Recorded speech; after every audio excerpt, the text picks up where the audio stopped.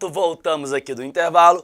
Vamos continuar falando sobre geopolítica para a PRF e no seu edital, no tópico 4, está lá: integração entre indústria e estrutura urbana, rede de transportes e setor agrícola no Brasil. Então, gente, é o seguinte, nós vamos ter que falar aqui agora sobre a integração que se faz desde a produção da agropecuária até onde, gente? O meio urbano, tá? E até mesmo para a exportação. E isso é lógico que vai ser feito via as formas viárias que nós temos no país. Seja elas hidroviárias, seja elas rodoviárias, ferroviárias ou aeroviárias aí, ok? O que acontece? Lá atrás, na nossa colonização, a nossa primeira forma de adentrar o continente foi exatamente o que? As hidrovias, utilizavam os rios. Já com a produção do café, começou a se fazer o que? As ferrovias. E aí você entende porque essas ferrovias concentram principalmente no Sudeste.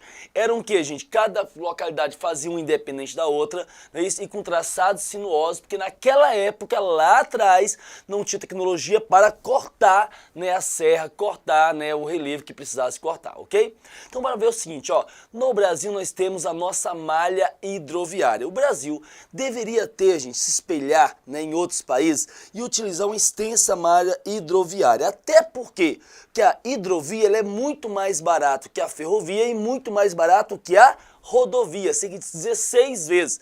E nós temos rios cortando o Brasil inteiro. Tá? Vamos lembrar que Rio de Planalto vai fazer o quê? Vão ser encachoeirados, hidrelétricas. Rio de Planície vai fazer o quê? Navegação, até utilizando, se for o caso das eclusas, para as embarcações subir ou descer conforme for o relevo que necessitar ali, ok? Então nós temos as hidrovias, deveriam ser melhor aproveitadas. Nesse mapa aqui, nós temos aqui o corredor de escoamento da produção, não é isso? Então, por exemplo, nós temos aqui na região centro-oeste do país um corredor de escoamento de produção, mas não temos o quê? Tem até prevista, mas não temos aí essas hidrovias concretizadas. E aí você entende o porquê. Às vezes se fala assim, é tão difícil construir. Você vai construir, por exemplo, uma hidrovia no Rio Paraguai, por exemplo, gente, a dificuldade de você conseguir um licenciamento, você conseguir realmente fazer isso aí é muito grande no país. Eu não vou dizer aqui se está certo ou se está errado, mas nós temos o quê? Uma lentidão muito grande nesse processo, sendo que as hidrovias seriam melhor aconselhável para um país como o Brasil, com a vasta rede hidrográfica que nós temos. Falando em o que é aconselhável, já que nós partimos das hidrovias, nós podemos falar também de quem, gente? Das ferrovias. Vamos lembrar que a ferrovia é cerca de 4 vezes mais baratas que as rodovias. E o Brasil ainda utiliza o que, gente? Rodovias. Sendo que um país continental como o nosso, deveríamos ter as ferrovias. O que acontece? As nossas ferrovias ainda são lá de trás, tá certo? Na época ainda da produção do café, basicamente, no ano 2008 a 2010, nós tivemos um maior incentivo às ferrovias. Mas a grande parte, você pode observar, que está aqui, na região sudeste, aonde você traz ainda o que? Lá da produção do café. As ferrovias têm traçados sinuosos e tem bitolas diferentes. Isso mesmo, o espaçamento dos trilhos que ligam que uma ferrovia a outra são diferentes, quer dizer, então você não consegue fazer essa ligação. Nós temos ferrovias projetadas, mas que ainda fez o que? A gente não são concretizadas. A gente espera que agora que o novo governo dê uma atenção maior aí às ferrovias, no caso, ok? Gente, nós temos que falar também que, olha só, deixa eu pegar esse mapa aqui para você, Então aí nós temos as principais ferrovias brasileiras, no mapa maiorzinho um pouquinho, e mostrando, que são projetadas aí, que ligaria o país mais, mas infelizmente ainda não são construídas, Quem sabe daqui a um tempinho a gente consegue trazer um mapa melhor, ok? Nós temos que falar ainda de que, gente? Das rodovias. E isso você, policial rodoviário, tem que saber, não é isso? Então nós temos aqui as nossas rodovias, aqui as principais rodovias. E nós temos rodovias radiais, longitudinais, transversais, diagonais e de ligação. O que eu já posso dizer para vocês, gente? As rodovias radiais são aquelas BRs que vai de 0 até o que, gente? 99xx aqui, você entende 99. A BR longitudinal de 1 a 199. A transversal de 2 aqui, 299. As diagonais de 300 a 399. E as de ligação de 400 e 499. Professor, como é que funciona isso? Vamos lá, gente. As nossas rodovias radiais são aquelas que saem da onde, gente? Do Distrito Federal e vai para o Brasil inteiro em forma de raios. É isso. Vamos verificar isso aqui. Olha só, a primeira que a gente pode, em sentido horário sempre, né? Então nós temos o que, gente? Aqui a primeira 010, a chamada Belém-Brasília. Olha só, a 020 é a próxima. A 030, ela tem alguns trechos apenas porque ela é projetada, mas infelizmente não é o que? Construída no caso. E eu que moro no Distrito Federal, né, o que eu chamo de camarote de Goiás, sou chateado por isso, porque eu adoro ir para a Bahia, para Porto Seguro, especialmente para Cabralha. Toda vez que eu vou, ou eu pego a 020 subo depois desço, ou pego a 040 e depois subo, porque nós não temos o que? Uma ligação direta aqui, tá certo? Nós temos a 040 Brasília, Belo Horizonte, Rio de Janeiro. Nós temos a 050, a 070 aqui que sai de Brasília e vai para Goiânia, a 070 e a 080. Então aqui nós temos as rodovias radiais que vão exatamente de 001, aqui, gente, na verdade a primeira 010, a 099, essa é a numeração. As rodovias, gente, longitudinais é que segue as longitudes. Então vai ser no sentido norte e sul, começando a numeração de que, gente? Do litoral para o interior. Então nós temos aí, por exemplo, a BR-101, a conhecida rodovia da morte. Então nós temos aqui as rodovias longitudinais, são essas que cortam o Brasil nesses sentido aqui. Nós temos ainda as rodovias, gente, transversais. Vão cortar o Brasil nesse sentido. A numeração vem de cima para baixo, de norte para sul. Então essas são as transversais. Nós temos ainda as diagonais, que vão cortar o país nesse sentido ou nesse sentido aqui. E que vai ligar umas às outras, são chamadas de rodovias de ligação, no caso, beleza? Então isso você tem que saber, porque isso cai em prova. Além disso, eu trago para você algumas curiosidades, como por exemplo, as 10 maiores rodovias do Brasil, não é isso? Sendo que a maior, a BR longitudinal, tá, gente? A BR-116, que vai cortar o país nessa extensão todinha aqui, com 4.660 quilômetros. A segunda maior, a BR-101, com 4.482. E a terceira maior, nós temos aqui uma rodovia transversal, não é isso, gente? Que vai ser a BR-364. Então aqui nós temos, tá, gente? Essa curiosidade para você. Beleza aí? Tranquilo? Então, olha só, dica que você não pode esquecer. Lembre-se, gente, quando falar em BR, são quantos tipos de BR? Lembra desde da mão, ó, 5. Então, bora colocar aqui, ó, 1, 2, 3, 4, 5, ok? 5 tipos de BR. Vamos lembrar que a primeira, ela vai de 0,1 a 0,99, beleza? A segunda, vamos lá, já sabe, a segunda começa quando, hein? 200. Então, 200 a 299, perdão, em 100 a 199, de 0 a 99, 100 a 199. A terceira, vamos lá, gente, 200 a 299. A quarta, de 300 a 399. E a quinta, o que, gente? De 400 a 499. Beleza, professor, até eu fiquei sabendo, consigo lembrar tranquilamente. Qual é o meu problema? É lembrar agora qual que é radial, longitudinal, transversal, aí que é o problema. Você sabe que as radiais saem do DF para o Brasil inteiro em forma de raios. As longitudinais vão às longitudes. As transversais, assim, é transversal, não precisa nem falar muita coisa, né? E as diagonais, né, assim ou assim, no caso, ok? Gente, e a de ligação que ligam umas às outras. Para você gravar, é besteira, mas você vai gravar. Passou a prova, lembra de um jogo, de um programa de televisão que tinha lá atrás. Qual, gente? Roletrando, isso mesmo. Lembra do Roletrando? Por que isso? Olha só aqui, gente, ó, olha aqui, só aqui, ó, Roletrando. Olha aqui, Roletrando, R de radial, tá certo? L de longitudinal, ok? T de, então eu vou pegar aqui, ó, transversal, não é isso? D de diagonal. E o L você faz o que, gente? Se você acertar todo o roletrando, você faz o que? Uma ligação e fala, mamãe, ganhei.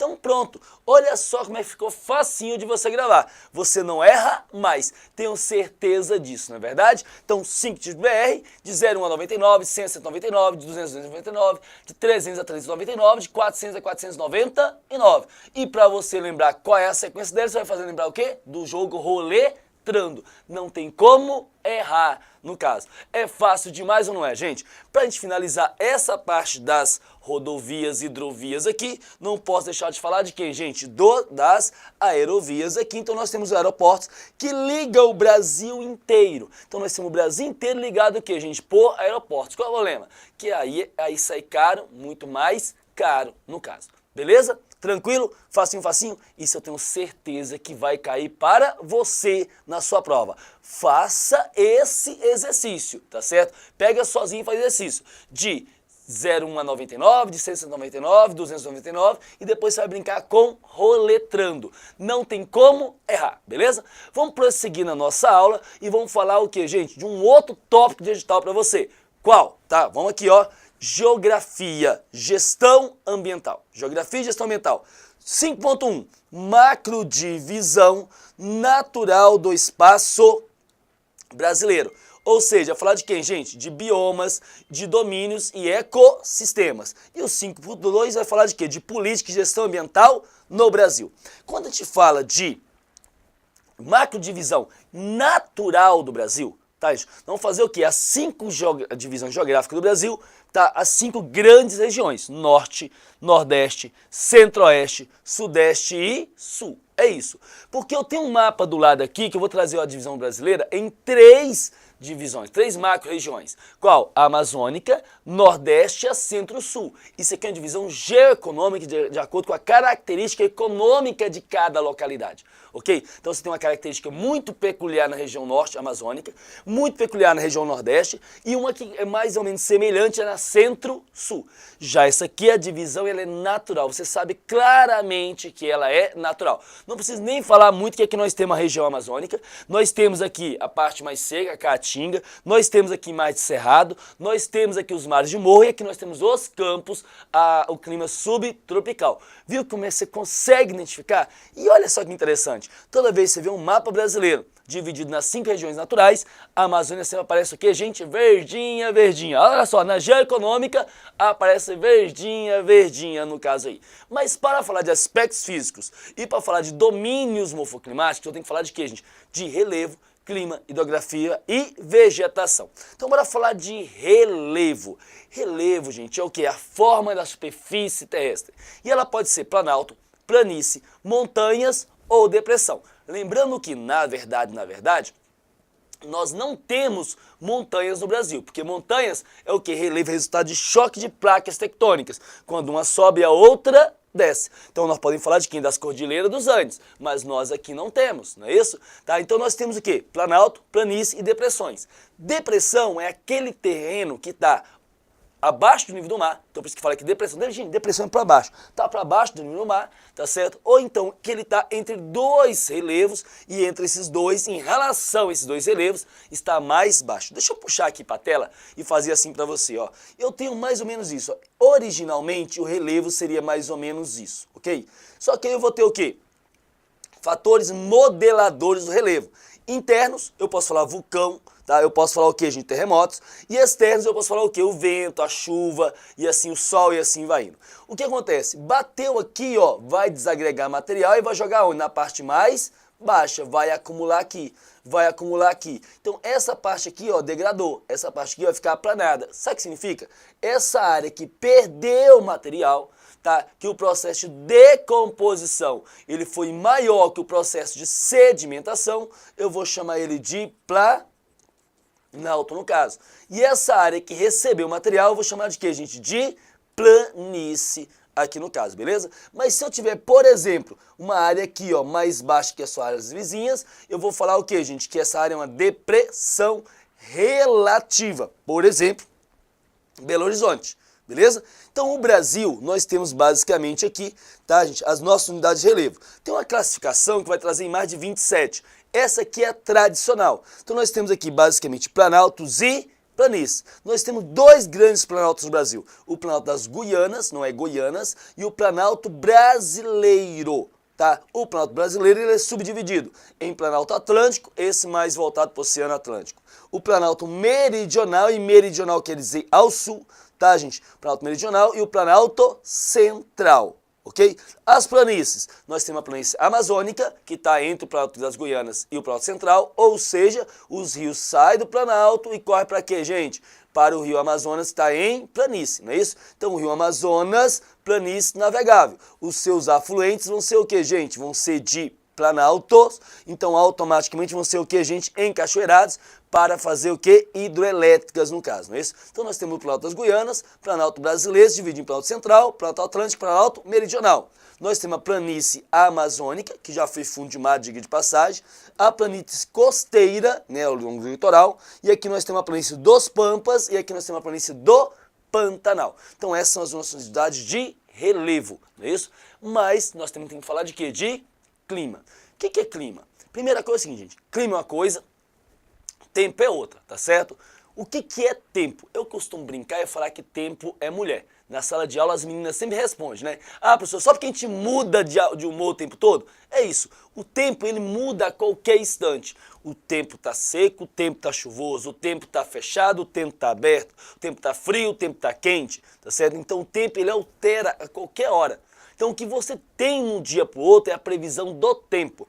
Já o clima é você fazer o quê? Você fazer uma observação do tempo ao longo de 25, 30 anos e aí você tirar uma média disso aí, tá certo? Então nós temos aí os tipos de climas no Brasil. Agora é lógico que esses climas vão sofrer o quê, gente? Influência de alguns fatores. Quais são os principais fatores climáticos? Olha lá, relevo, vegetação, hidrografia, tá? Latitude, altitude, massa de ar e correntes marítimas. Vamos ver como cada um influencia. Exemplo, relevo.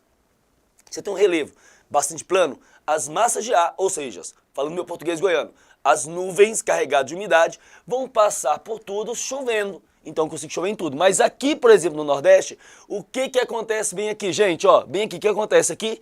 Aqui eu tenho simplesmente a Serra da Borborema, tá? E como eu tenho a Serra da Borborema aqui, o que vai acontecer? Ela impede essas passagens da massa de ar, tá? Para onde, gente? Do litoral aqui, para onde, gente? Para o sertão nordestino. É isso que acontece, né? Eu sempre costumo dizer que eu consigo resolver o problema da seca do sertão nordestino. Como é que eu faria? Chamaria o Superman, mandaria arrancar a Serra da Borborema e as massas de ar passariam. Só que não é verdade? Então essa é uma forma. Vegetação. A vegetação ela faz o quê, gente? Primeira coisa, ela vai manter, né, baixar a temperatura. Segundo, vai retirar a água do subsolo e vai jogar para a atmosfera. Então a vegetação ela também é um regulador térmico e com isso é o que a gente chama de ar-condicionado, né? No caso aí, a floresta amazônica não é o pulmão do mundo, mas ele é o ar-condicionado. Então a vegetação ela vai ter essa influência. Hidrografia. Tranquilo demais. Se eu tenho mais corpos hídricos, mais água, vai evaporar mais e vou deixar essa região o quê? Mais úmida. Latitude. Latitude é a distância em graus a partir da linha do Equador. Então, se eu estou próximo à linha do Equador, eu tenho o que, gente? Maior radiação solar. Se eu estou mais longe da linha do Equador, mais perto dos polos, o que acontece? Eu tenho menor radiação solar, não é isso? Então, o que ocorre, gente? Quanto menor a latitude zero aqui, maior radiação solar. Quanto menor a latitude nos polos 90, não é isso, gente? Menor essa incidência solar. Altitude. Vai lembrar que a altitude, gente, é a altura em relação ao nível que? O nível do mar, tá certo? Eita, esse meu mar ficou feio. Imagina que aqui é o oceano, ó, tá? Então, o que acontece, gente? A cada 200 metros que eu subo em relação ao nível do mar, o que acontece? A temperatura cai em que, gente? Em 1 grau centígrado. Por que isso? Porque você vai diminuir a pressão atmosférica. A outra coisa são as massas de ar. Massas de ar, como o nome diz, são o que, gente? São bolhas, tá certo, na atmosfera que leva consigo características de onde ela está saindo. Então, por exemplo, se eu tenho uma massa de ar que sai aqui dos polos, ela vai fazer o que, gente? Ela vai trazer característica gelada, fria. Se ela vem dos trópicos, ela vai ser o quê? Quente. Se ela vem de localidade que é água, por exemplo, oceano, úmida. Mas se ela vem de localidade seca, sem umidade, é lógico que ela vai ser seca, no caso. E as correntes marítimas, professor? Gente, Exemplo, o deserto do Atacama, no Chile, é um deserto mais seco do mundo, na beira do oceano. Sabe por quê? Porque aqui corre uma corrente gelada de Humboldt e vai fazer o quê?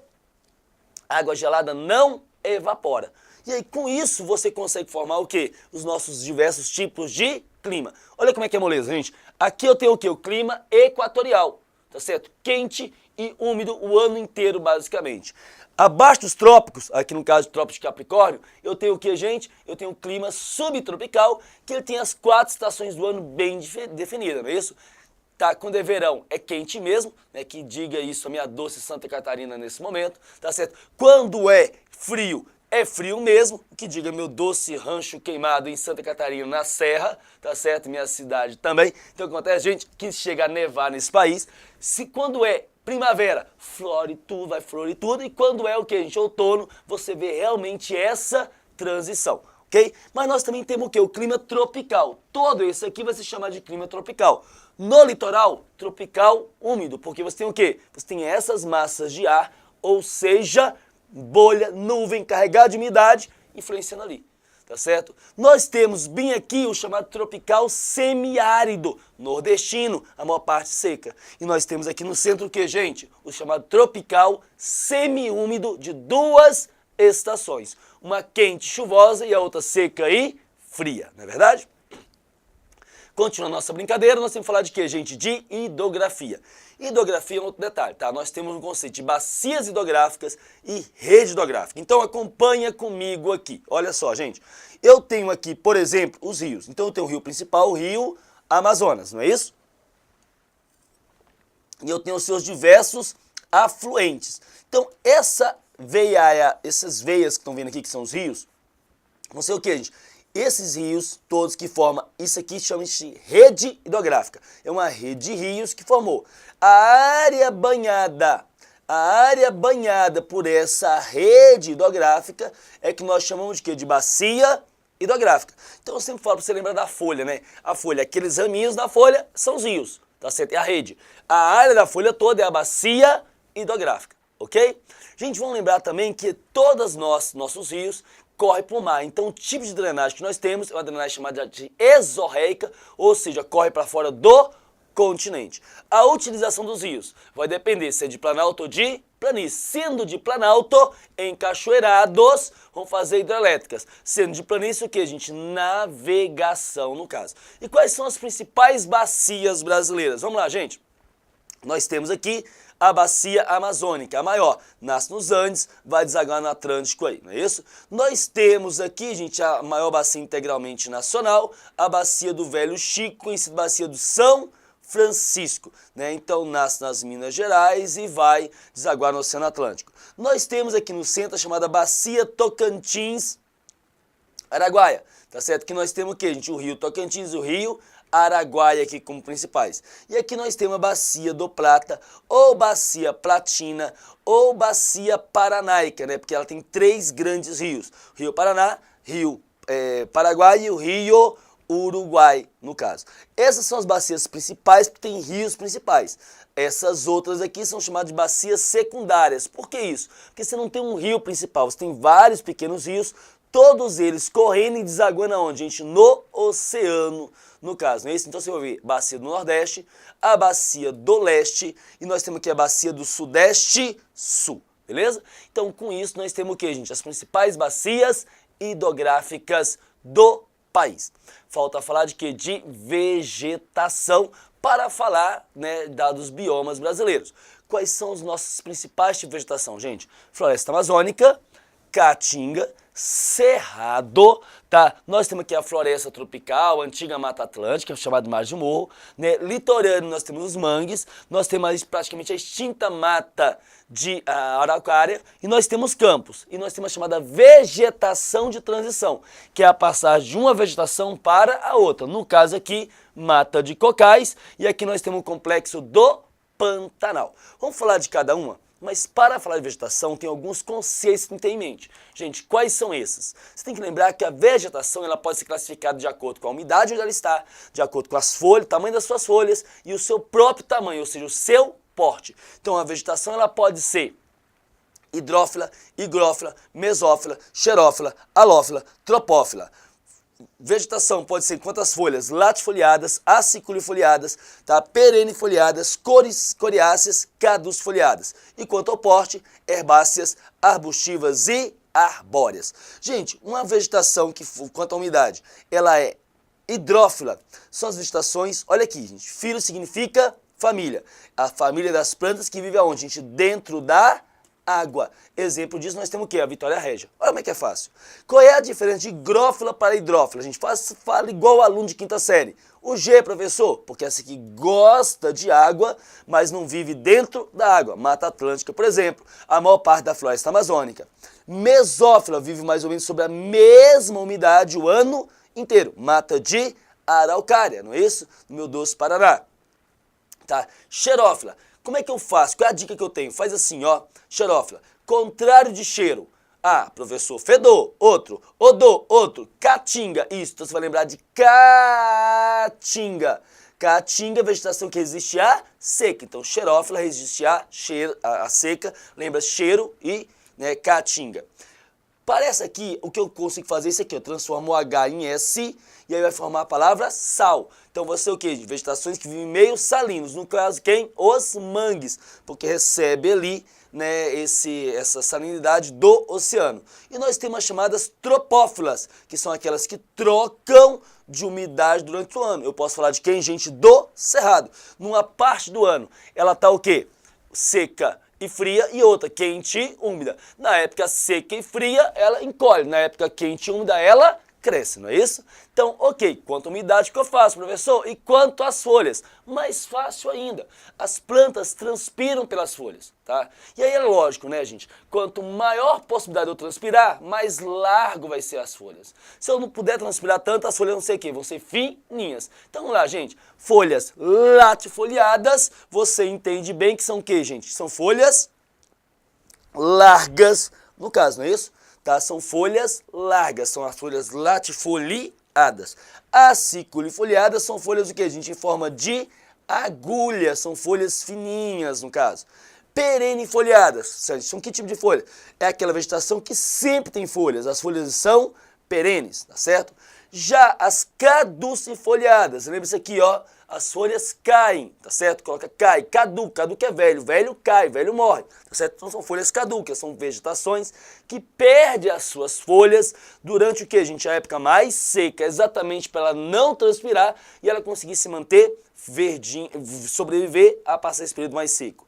E nós temos as chamadas coriáceas, são folhas em forma de couro, coloca isso aqui, tá certo? Então o que acontece? Por que folha de couro? Porque são aquelas folhas que, vamos lembrar assim, ó, de um lado são aveludadas e do outro lado do couro são grossas, no caso, ok? Então é isso. Ah, professor, beleza. E quanto ao porte? Quanto ao porte, ela pode ser herbácea, gramíneas, tá certo? E aí vamos lembrar, gente, se você não cortar essa grama, vira um mato alto desse tamanho, tá certo? Nós temos arbustiva, popular moita, todo mundo conhece, e arbóreas. Aí agora fica fácil, né? Qual é a característica de cada vegetação brasileira? Gente, isso eu vou fazer o quê? Eu vou falar já já, depois do intervalo. Vamos fazer um intervalozinho, já já a gente volta.